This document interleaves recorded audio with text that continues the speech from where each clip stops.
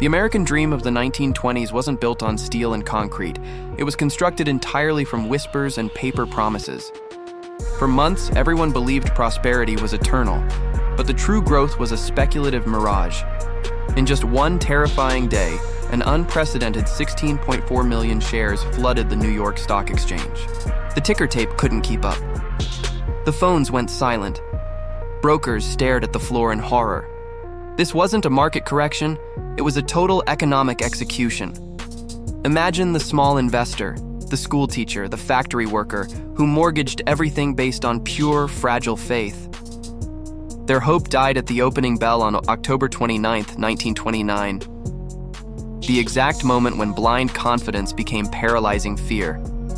That morning, the market didn't just fall, it imploded, proving that the foundation of their entire world was nothing but hot air. But here is the real secret. How did this instantaneous collapse redefine the very definition of financial regulation? How did the failure of banks in 1929 build the safeguards that govern Wall Street today? We are about to reveal why this singular Black Tuesday still dictates the safety and stability of your money. We are about to reveal why this singular Black Tuesday still dictates the safety and stability of your money. The clock struck 10 a.m. What began as a market correction the week before quickly spiraled into the abyss. By October 24th, the bleeding had already wiped out an estimated $5 billion in market value, a staggering sum equivalent to tens of billions in today's money. But the true terminal horror arrived 5 days later, defining a century of finance in a single session. On October 29, 1929, 16.4 million shares were traded in what was, at the time, an unprecedented volume, utterly crushing the system's capacity to keep up. This wasn't just noise, it was the sound of collapse. The chilling realization spread that the new era of perpetual prosperity, sold as solid growth, was in fact nothing more than a speculative balloon fueled by unsustainable margin debt. Moguls like Richard Whitney, who attempted a desperate injection of capital to save the day, were mere props against the relentless, overwhelming force of panic. In that single, devastating day, the market lost over 12% of its value, a drop that, proportionally, exceeds the worst single-day crashes seen during the 2008 financial crisis. This was not a technical failure of economics. It was a devastating moral failure of confidence. The lesson of October 29th isn't found in the losses, but in the rigid rules born from the scorched earth, regulations designed to protect you from the next grand illusion. Understand now how the very foundation of the modern financial safeguard, the Securities and Exchange Commission, SEC, and the architecture of centralized credit are direct, necessary heirs to the overwhelming panic of the day that changed everything. To truly understand that necessary architecture of regulation, we must first look back, not at the despair of the 1930s, but at the blinding, almost intoxicating prosperity of the decade that came before. This was the era known as the Roaring Twenties, a time when America abandoned its agrarian roots for the promise of urban industry, and crucially, when the stock market transitioned from an elite club to a national obsession. The premise was simple, yet revolutionary. Everyone could be rich. Between 1921 and September 1929, the Dow Jones Industrial Average soared by over 500%, achieving an astronomical peak near 381 points. If today's market, which frequently surpasses 38,000 points, experienced a comparable unregulated surge, the ensuing collapse would make the 2008 financial crisis look like a minor tremor. This wasn't solid growth, it was a cultural fever, sustained by two deeply flawed pillars: unchecked optimism and margin debt. Optimism was personified by President Herbert Hoover, who, just before the storm, declared that America was nearer to the final triumph over poverty than ever before. He believed in the resilience of American individualism, failing to see that individuality was now tied to the collective, leveraged fate of Wall Street. The second pillar, margin buying, was the hidden explosive. Suddenly, ordinary Americans could buy stock by putting down as little as 10% of the price, borrowing the rest, often from the brokerage itself, or even corporations routing their cash through the money market. If a share cost $100, the small investor put up $10 and borrowed $90. If the stock dropped to $91, that investor was wiped out, defaulting on the loan, and the brokerage had to try and liquidate the share quickly. This mechanism transformed minor corrections into potential avalanches.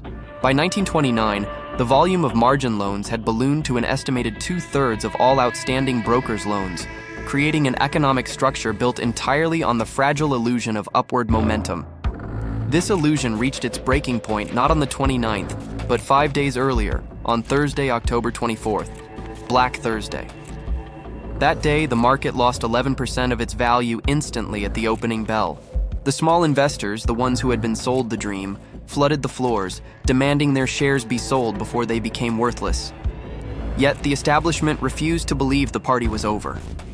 Led by Richard Whitney, vice president of the New York Stock Exchange and the face of old conservative money, a consortium of major bankers pooled their resources and publicly bought blue-chip stocks at inflated prices to signal confidence.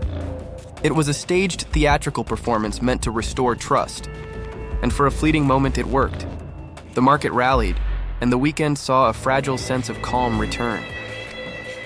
Newspapers, eager to soothe the nation, ran headlines proclaiming that the danger had passed.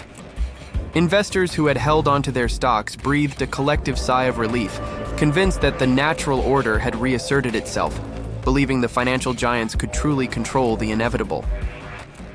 But the underlying pathology, the crushing weight of margin debt, and the absence of any safety net had not changed. That Saturday, that Sunday, the truth was quietly circulating through telegraphs and private meetings. The reality of the previous day's losses was far worse than the public believed, and the wealthy who had bought shares on Thursday were now unloading them discreetly before the market opened again. They understood what the small investor did not. Confidence is cheap, but capital is unforgiving. Monday, October 28th, brought a terrifying answer, confirming the establishment's control was a myth. Stocks plunged another 13%, panic returned, and the final, awful stage was set. The dawn of Tuesday, October 29th, 1929, was not just another trading day. It was the arrival of the debt collector, ready to seize the collateral on a confidence loan that had just run out. That debt collector, metaphorically speaking, arrived with the fury of a biblical flood on October 29th. The attempts by the banking syndicate, the collective weight of Wall Street's old guard, led by figures like Richard Whitney, to instill calm the previous week, had utterly failed. Their coordinated purchase of high-profile stocks was merely a brief pause in a stampede, offering false hope only to those desperate enough to cling to it. Tuesday dawned dark, not just metaphorically, but financially. There was no hesitation. There was only liquidation. Brokers and investors descended upon the exchange floor knowing immediately that this was not a panic to be contained, but a purge to be survived. The market mechanism itself fractured under the stress. On Black Thursday, October 24th, 12.9 million shares traded hands, an unprecedented volume that shocked the nation. But Black Tuesday crushed that record, utterly and definitively. 16.4 million shares were traded in a single catastrophic day. This was not trading, this was an economic execution. The volume wasn't the worst statistic, it was the price tag. The Dow Jones Industrial Average plummeted by an astounding 12%, obliterating approximately 14 billion NAV in paper wealth. To grasp the scale of this instantaneous destruction, consider that this single-day loss represented nearly 10 times the entire annual federal budget just a few years earlier, or roughly equivalent to the entire gross domestic product of Canada at the time. It was an amount so vast it transcended mere numbers. It became a psychological weapon, shattering the illusion of perpetual American prosperity. The essential tragedy lay in the mechanism of the boom itself: margin debt. Speculators had been buying stocks with as little as 10% down, borrowing the remaining 90% from their brokers. When prices fell, the margin calls, demands for immediate payment of the loan collateral, flew out like toxic darts. For those without immediate cash reserves, the only option was a forced sale, often at a fraction of the cost. This relentless selling, driven not by choice but by obligation, created a destructive feedback loop. Every forced sale drove the price lower, triggering more margin calls and accelerating the descent. The stock exchange floor became deafening, a primal scream of human fear and financial ruin. Richard Whitney, the seemingly unshakable broker for J.P. Morgan, who had stood as the beacon of stability on Black Thursday, was nowhere to be found in a position of rescue. The banking syndicate had exhausted its reserves and, perhaps more importantly, its courage. They understood, finally, that this was not a liquidity problem they could solve. It was a fundamental crisis of trust they could not buy back. The invisible infrastructure of faith that supported the entire pyramid of debt had dissolved. This day changed everything because it was the moment the masquerade ended. The prosperity of the Roaring '20s had been loudly touted as the result of ingenuity and productivity. But October 29th revealed the devastating truth. The boom was built on speculation disguised as growth. Corporate profits, especially in utilities and railroads, had become wildly detached from the reality of the average American worker's stagnant wages. The growth was a bubble of financial engineering, not broad-based economic reality. The plot twist wasn't the crash itself. The plot twist was the sudden, undeniable perception that the emperor of American capitalism was wearing no clothes. The immediate aftermath was chaos. Ticker machines ran hours behind, incapable of keeping up with the volume of despair. Crowds gathered outside the exchange, silent and stunned, realizing the ruin inside would spill out into the streets. President Herbert Hoover, paralyzed by a deeply conservative belief in non-intervention, and the market's inherent ability to self-correct, offered vague reassurances that only underscored the federal government's terrifying impotence. This inaction, rooted in economic dogma, transformed a severe market correction into a decade-long national catastrophe. Black Tuesday taught us the brutal lesson of leverage.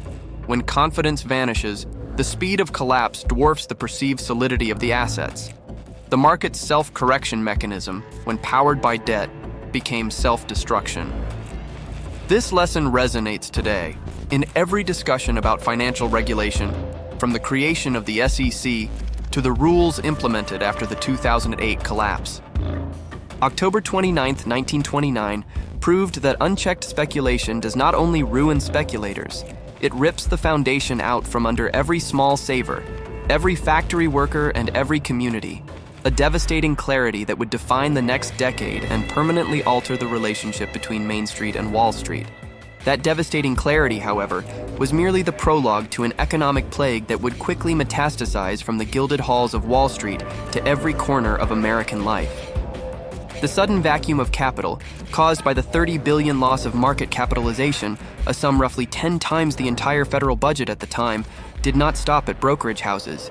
It starved the real economy. Confidence, the unseen currency of capitalism, was totally annihilated. Before 1929, there was no guaranteed safety net. If your local bank had gambled recklessly with customer deposits, which thousands had, your life savings vanished when the bank shutters closed. This nightmare played out relentlessly. Over 9,000 banks failed between 1930 and 1933, erasing the wealth of millions of ordinary citizens. The human cost was staggering. Unemployment soared from a pre-crash low of 3% to a horrific peak of 25% nationally by 1933. 1 in 4 Americans was desperately seeking work in a country where industrial production had plummeted 47%. The shame was palpable, replacing the earlier euphoria. The small investor, the clerk, the doctor, all realized they had been victims of a game played without rules, where the house always won, eventually. President Herbert Hoover's insistence on market self-correction and balanced budgets proved futile, accelerating the decline. The system needed more than just a momentary correction. It required a fundamental structural overhaul. This realization, born from unimaginable suffering, became the true, permanent turning point that defines us today. The response came with the New Deal, redefining the compact between government and capitalism. In a direct reaction to the secrecy and fraud exposed by the crash, Congress established the Securities and Exchange Commission, SEC, in 1934, finally mandating corporate transparency and regulating the chaotic exchanges. More critically, the Federal Deposit Insurance Corporation, FDIC, was established. This innovation, guaranteeing customer deposits up to a certain limit, forever ended the terror of bank runs that characterized the 1930s collapse. This is the profound, enduring legacy of Black Tuesday that still governs your money. The understanding that unchecked confidence and wild speculation must be balanced by systemic guardrails. We look back at 1929 not just as a failure, but as the foundational instruction manual for financial resilience. When the next great crisis arrived in 2008, despite the global chaos, the mechanisms born in 1929, like FDIC deposit insurance, held firm, preventing the complete banking collapse and ensuing human catastrophe witnessed 8 decades earlier. Every disclosure document you read, every limit on margin trading, every dollar safely held in a bank, is a direct monument to the lessons learned that dreadful October. We live in a perpetually regulated world, defined by the ghosts of unregulated greed. The crucial question that lingers and the reason 29 October still matters is not whether confidence will return, but whether the safeguards built from that rubble are truly strong enough to stop the next inevitable euphoria from becoming the next unavoidable disaster. The roar of Black Tuesday silenced the euphoria, but the damage was only beginning to manifest. Confidence, the market's most valuable currency, had evaporated.